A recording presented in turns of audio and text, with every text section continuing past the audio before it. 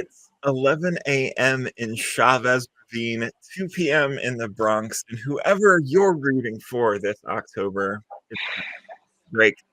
I'm Alex Jonathan Brown, Senior Content Strategist here at Iron Horse, and today we're digging into one of the biggest challenges facing marketers, I think, not just creating content, but creating the right content.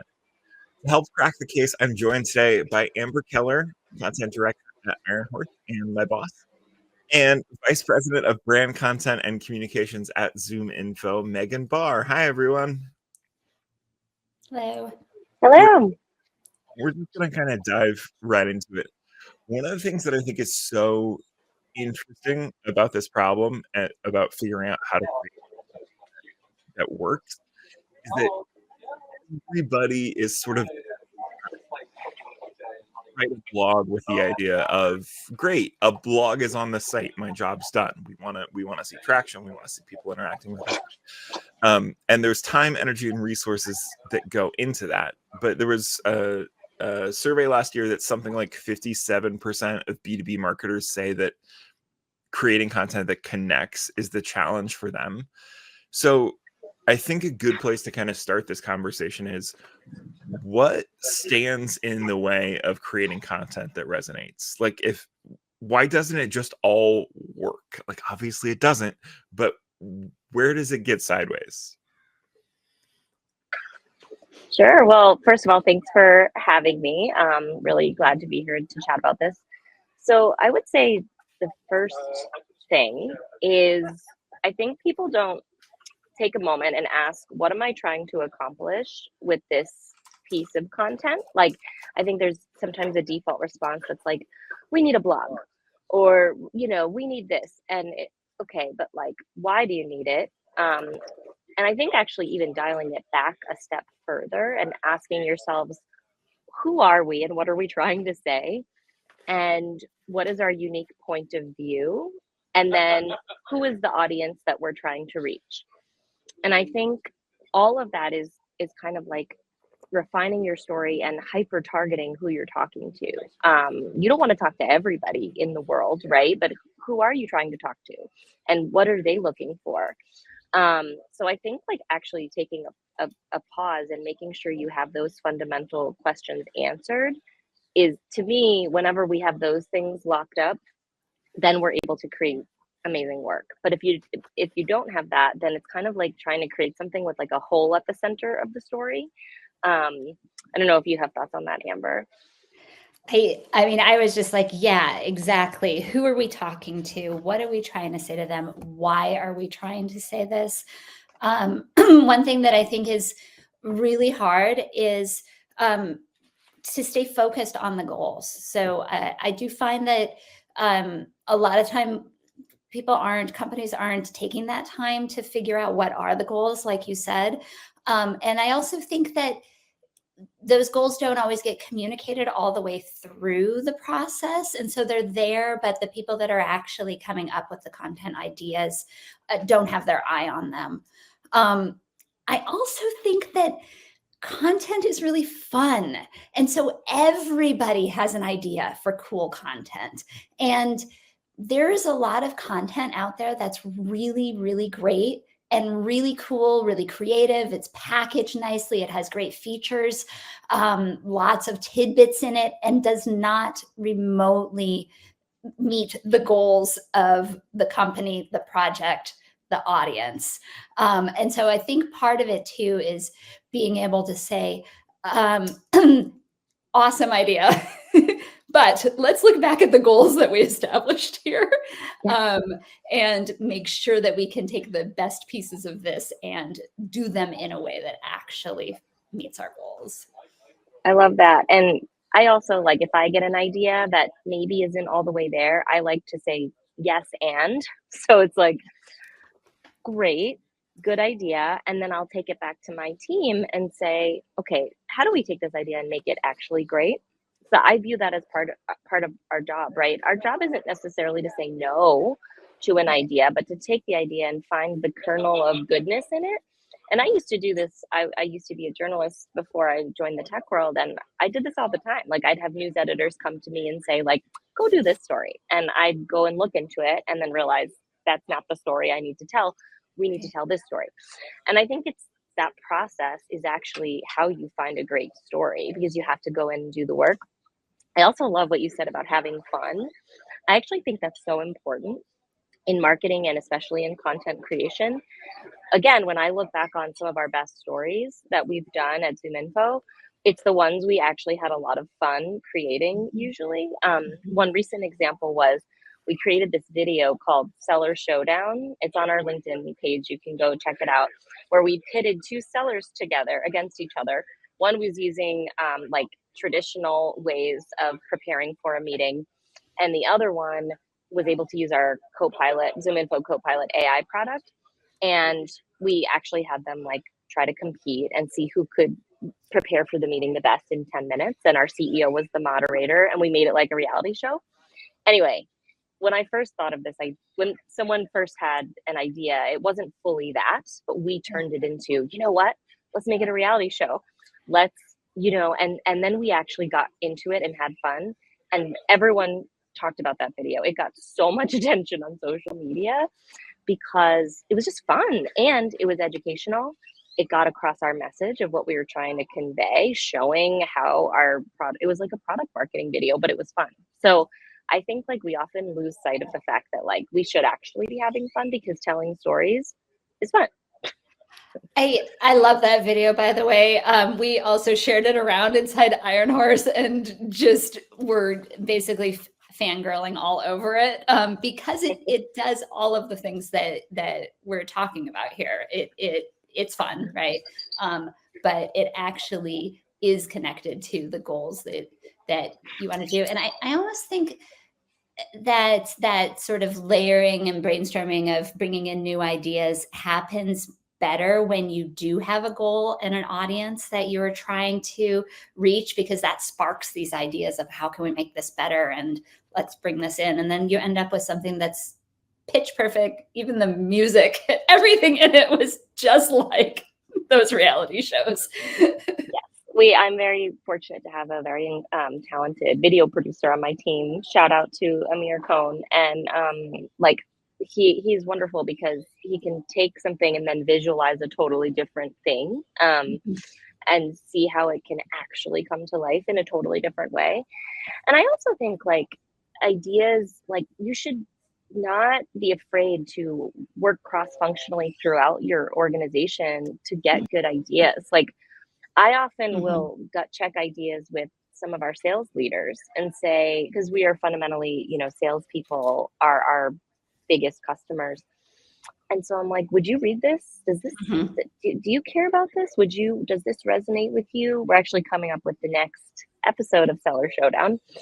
And I reached out to one of our SVPs in sales because we were struggling to get the concept right. And he was like, actually, you should try this. And so I think like being humble enough to realize when I'm not a salesperson, so I don't know exactly what the right sort of like parameters are, or what is a scenario that would really resonate with them that also matches with our product. So sometimes it's also about like you can get the idea right by going to the people who are your audience who also sit on your own team, which I think that's like such a unique advantage. Yeah, Alex. Go ahead, Alex. If you've got more, go ahead. I've got a personal question about myself, essentially. So Amber, if you've got something else, please, before. No, I was just thinking about how that's advice that we also use internally and give a lot to our clients, and that was something that Alex was just talking to a client about recently, and being able to tap into the experts in your own company in the roles that you are targeting with your product. Scenarios, and also language, and even like, did you watch reality TV shows, or is that just something like me and my cohort did, right? Like, so 100%. Different audiences of people have different. What's interesting and challenging and also exciting, I think, about the way that we all consume information today is that we all have our own algorithms. We all have our own, many different places where we get information from. And so that's going to look different if you're a salesperson, or if you're a marketer, or if you are, a communications professional, or whatever it is. Like, so getting down to that and asking people, how do you get your information and what are you looking for, is really important. Yeah. Go ahead, Alex. No, so along those lines, well, first off, if you're watching and have questions for our speakers, throw them in the chat. I'm kind of monitoring that. I'll work them into the conversation. But one thing that I think is so important about the idea of like, this should be fun, and we want it to be fun, and we were getting really close to it in that last little bit, Amber. But I want to make it explicitly clear, like, if you're going to do a joke or a reference to a thing, you need to find someone outside of your bubble and see if they know what it means. Right. Because, like you said, Megan, it is like the TikTok algorithm is such a great example of like, I have been seeing the same 3 memes for 3 weeks. That doesn't mean that anyone else has. So I can't, unfortunately, I can't always professionally do Costco guys bits, which is the only thing I want to do in the last month. Because it's possible no one knows what I'm talking about. There were these 2 guys that go to Costco. They have a whole cinematic universe now. It's out of control. The internet is wild. Maybe it was a bad idea. Who knows? But it's also really important to have to like find the places to check that instinct of like, yeah, we do want to have fun, but like, people pay us for a reason, and that reason ultimately is to drive more revenue. Correct. And I also think you have to set parameters around having fun, right? And so, like, for example, that also, like, when you see a brand, for example, jumping on a meme that, like, let's say the very demure trend that was going around on social media, which I assume probably most people saw. I feel like that was a very ubiquitous one that everyone knew about.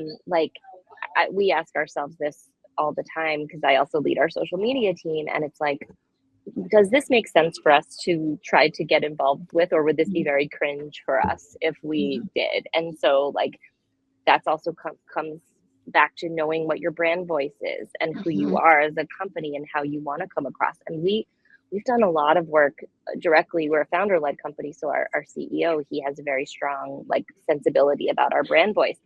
So recently we actually we collaborated with him on a new updated version of our brand personality, and like, what does our voice sound like? What does that mean? What does that look like specifically, and the types of posts we might do on social or not? And I think to me, it's actually really important, like content hygiene that you have to do as a company. And we've done this. I've been at ZoomInfo for almost 4 years now, but it's like, you have to constantly revisit it and make sure this is who we are. Right, this is correct right now. Maybe your audience changes over time or whatever it is. But I think if you don't know that, and it isn't really clear across your whole team, like you don't have a clear style guide or whatever it is, that's when like having fun can maybe go awry and like not come across. It won't hit the right way. It won't like land how you want it to. I think I'm really glad that you brought up a style guide, because I think one of the things that we're talking about here is not just doing the work, but also documenting that work and making sure that everybody knows and is on board with it. It is the same thing that we were talking about with the goals, your brand voice, your point of view, and then ultimately when you're learning about your audience, you don't want to go off and talk to the salesperson and then you have that in your head, but nobody else knows, and so they're moving towards something different, or they don't have that information. So I feel like that's right. It's something that gets missed because it feels like that last step. I mean, documentation always feels like that last piece, and you're moving so fast. But I actually think it's a really important foundational element that makes the whole process run a lot more smoothly and efficiently and effectively. Totally. And after we sort of updated this brand personality deck, I sat down with our social media team and answered questions, and we talked through specific examples so that they felt really comfortable with, okay, now I can take this and I can run with it and I know what to do. And so it's so important. And I will say that is something, like when I left journalism and came into the tech world, I didn't understand the importance of a brand style guide. I kind of thought, like, why do you need your own? Like, come on, because I came from the world where we used the AP style guide for Right. everything. And I was like, that's enough. Like, we'll just use that. And I was actually wrong about that. That was not enough, because what I learned is that every company has its own, it's like a special snowflake. It has its own, this is how I describe my children. Every child is a special little snowflake who's like very unique and different. And you have to parent each one differently. And I think it's the same rule applies to companies. And so, yeah, I learned, actually, no, we need a brand style guide, and because that will empower my team to go do great work. Yeah, and I think when people think style guide, sometimes they do just think, oh, like AP, like how are my headers formatted, right? And if you're doing it right, that's all coming out of that brand personality work, that brand voice, right? Your brand, and so there is so much more than the styling that goes into that guide. I love that you talked about working with the team and doing examples, almost like a training or a role play, to kind of make sure that they understand how to use that to create the right kinds of posts. And 100%. yeah. So I think we've kind of had a great version of the conversation about kind of more top of the funnel, like, again, stuff that we're talking about on social, all that stuff. But it's also super important to have content that connects with buyers throughout various stages of their buyer's journey and your selling process. So I think a lot of the same rules apply. We just move them down funnel and maybe up level the language a little bit as we move maybe up an org chart. But one thing that I want to ask kind of across the board for this is, okay, so we've got an idea to create content that we think is going to connect. It's out there. We love it internally, 5 stars across the board. How do we kind of tell if it's working in market the way that we think it should be? Like, what are the signals that we're looking for? What are, because again, social is easy. How many people shared it? What are our impressions like, etc. But especially if we're thinking about maybe something that's gated, so we get a KPI for signups or downloads or whatever, but that's before they've seen the content. So what are the signals that we can kind of look for to make sure that our stuff is working the way we think it is once it's out there? Just a This light, is like, easy question. yeah, I know, right? This is like the fundamental challenge with content marketing, I think, which I have. I think it's just for, at least at ZoomInfo, it's an ongoing work in progress. So we have built several Tableau dashboards. We have an incredible analytics team who we work closely with, and so they built us multiple dashboards that can track in a very granular way. Leads driven by a piece, leads influenced by a piece of content, ACV influenced by a piece of content, pipeline driven. And that is coming from so many different sources, right? It comes from email marketing campaigns, content syndication campaigns, like all of the different warm demand gen programs that we're running at any given time. But even though we have all those metrics, so we'll look at those and we'll say, okay, wow, this one piece of content, like, it just went crazy. It had like crazy open rates, whatever it is. And so we're constantly looking at those dashboards. But even though we have those, I think it's still really hard because at the end of the day, it's still, like, I'll give you an example. We have this website that we created called our Go to Market Plays page, and this started with an ebook that we created a couple years ago, where we like open sourced all of the go to market plays that we run at ZoomInfo that have helped us scale to a $1 billion revenue company. And it's like, here's the play, here's the trigger, here's the outcome. It's amazing. You should go check it out. I think it's zoominfo.com/plays. And we have this website, and I can't tell you exactly how many leads or ACV that site is driving, but when I tell you the number of people who have told me word of mouth how much they love that site, it is so many people. They're like, they'll reach out to me and say, you know what, I just want to tell you, I love your plays page. And so sometimes I think with content and I think with brand, it's like there's like this sort of dark, this hidden aspect of like how people are consuming content. So it doesn't mean it's not resonating, but it's hard for me to measure that. Right? It's hard to trace the path too. Yes. Yeah. I think one thing, totally agree with everything you said, and the measurement piece is so hard. And I do think you have to create custom dashboards to make it work, because there are so many pieces and the data there's not that clear journey in any one tool. One thing that I think content marketers can do and look at is when they're making the content is being really focused on what they want to happen after this piece of content is consumed.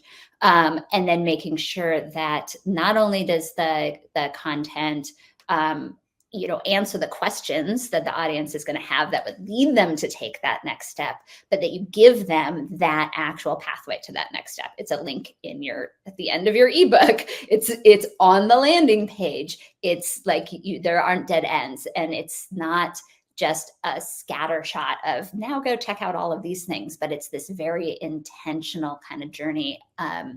One thing that I always tell our clients is like, we know that we have this journey that we create that's sort of artificial, because people don't start at the beginning and then get there to the end. So it's very helpful for conceptualizing the pieces of content that you want, understanding the questions, thinking about the questions that need to be answered in order to eventually make a decision. But you also have to remember that people might come into this at any point, and then being able to provide pathways like back and forward can be really effective, right?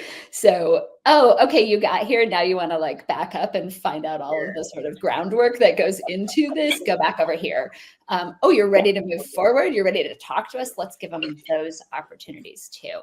And if you have that all designed into your content strategy and in your content, then when you look at your dashboards, it is a little bit easier to at least say, well, this is what I think should be happening. Can I tell if that's happening? And a huge part of this too, that like, I think as marketers, sometimes we are hesitant to, or historically have been hesitant to lean on, is like talk to your sales team and like figure out what questions people are showing up with. And because then sometimes it's super easy to go say, okay, where do we think they probably got the ideas for these questions? Like, we don't expect prospects to show up on sales calls and say, listen, the reason I am here is because I read this white paper that y'all wrote. It was fantastic. Here's my money. Right. But I mean, sometimes maybe, but that like interacting with sales can be such a huge resource for this kind of sourcing in a way that unfortunately for, I think, all of us, GA4 isn't always going to go with that info in the nice, super clean package that we'd like it to be. Megan, did you have something else? I feel like I talked over you a little bit there. Not at all. No, I love that point about talking to the sales team. In a way, I feel like that is just reorienting. It's like a compass that you like come back to, right? Like, yes, you can look at all the dashboards in the world and we can map out this like golden customer journey as much as we want. But the reality is there's so much we actually don't know about that journey, and so much that we can't control about that journey. Like, I don't know how many times someone might have read one of our blog posts before they decided to go like click on it, get a free trial of our product. Or maybe they watched 5 of our social media videos and then they were like, I'm interested in like knowing more of that. Like, it's just like that seller showdown video, for example, like it got tons of engagement, tons of tons of clicks, but ultimately I don't know how many like actual people went ahead and tried to go get to check out our product. So that is where exactly you have to kind of just, I think, attack this from a lot of different angles, I think, and hopefully some of it sticks. I think your point, Alex, about the salespeople is really interesting too, because I often think about going to sales and asking what are the questions they have to find out, well, can we make a piece of content that answers those questions? But you just put a different spin on it, which is, what are the questions they have? Oh, so they didn't have these earlier questions. They must have had those questions answered. And the ones that they're asking are prompted by something that you've put out there, some piece of content. So it's obviously, it's not hard data, but it's a pretty good indicator, if your customers, if your buyers are coming into that sales conversation further down the journey, further along on their journey than they used to be, or than you thought they would be, that your content that sets that up is working. So that is a really good, way to look at that. We're coming up on time here pretty quick, but Megan, I wanna ask you specifically about this because you're in process on it. So you've done the first round of the seller showdown. You've got a second one in progress. So one of the things that I think is always so interesting is the concept of how long do we run with an idea and run with a thing that's worked before we're like, okay, that's it, we're good. Like, we're now either seeing diminishing returns, or like there is in basketball, the idea is like a heat check where you keep feeding somebody who's shooting really well and they keep taking dumber and dumber shots until they miss, and then everybody's like, okay, we're gonna go back and run the plays that work. So like, what are the things that you're kind of looking at as you've seen success on a thing to know, all right, that's going to live forever on the internet, and we're going to shift those resources and those ideas somewhere else? I love this question because I feel like it applies to so many different types of content. This is a classic thing, by the way, that newsrooms do.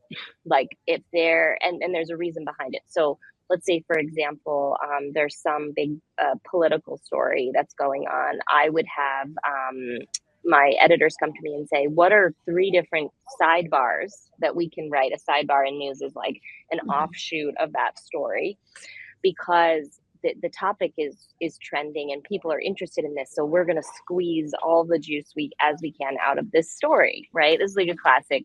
I'm not divulging state secrets here. It's a well-known tactic. And I think it is smart. However, it doesn't always work, right? And I think you always have to balance, like, is this going to become tired and old, and like, is it going to seem lame if we do too much of it? So for Seller Showdown specifically, at first we were kind of like going into it, we had thought we're only going to do one of these, but then it got such an amazing reaction that we were like, okay, we've tapped into something here. So we should keep going with it, because we figured out a formula that works, right? So right now we landed on 3 episodes, because we've come up with 2 additional concepts that we think are interesting and distinct enough that they can exist on their own.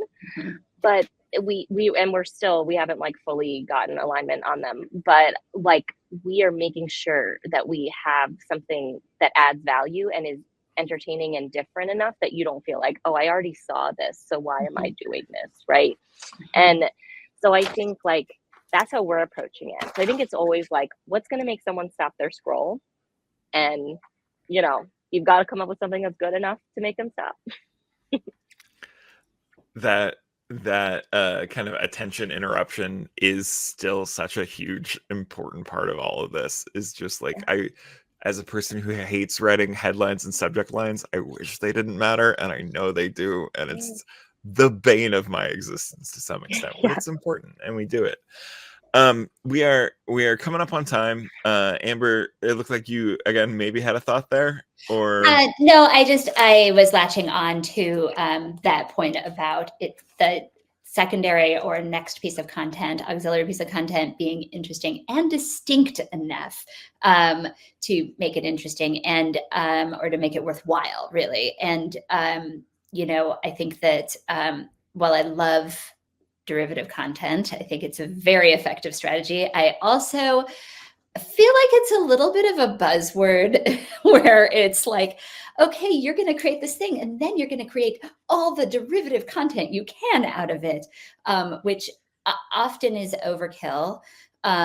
There's just not that many pieces that can live in the market for that long around it. But and I think thinking of, again, and using that question of like, is this distinct enough to be worthwhile? Do we add something different here? Does it take the conversation further? Does it open up something else for the person looking at it? I mean, there's a little bit of course, here's a different format for a different audience member. That's one thing. But when you're looking at the same audience and you're trying to carry that idea forward, I think that's a really, really good question to be asking.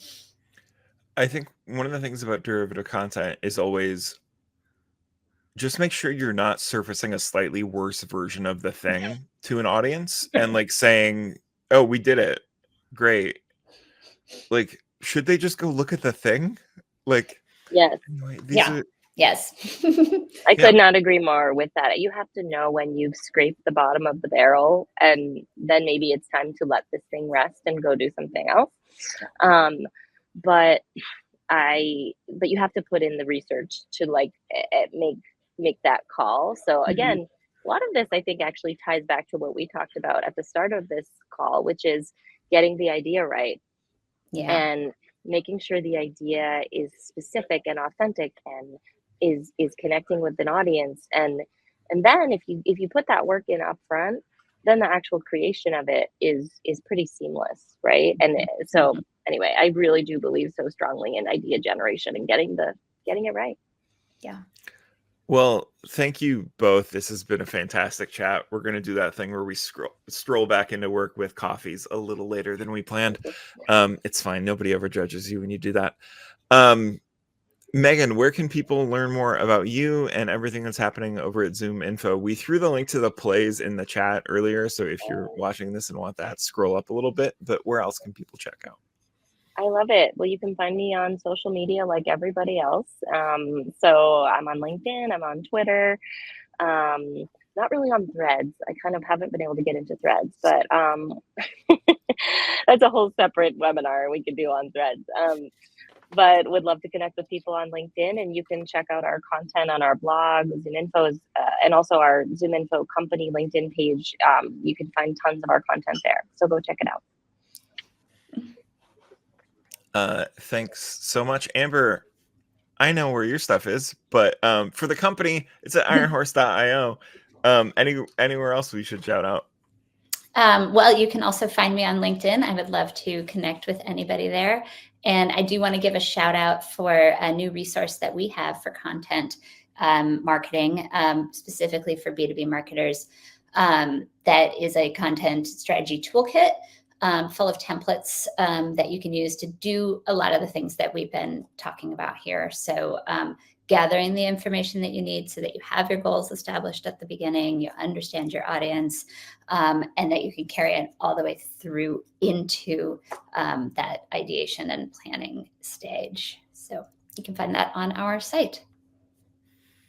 Awesome. And we do this roughly once a month.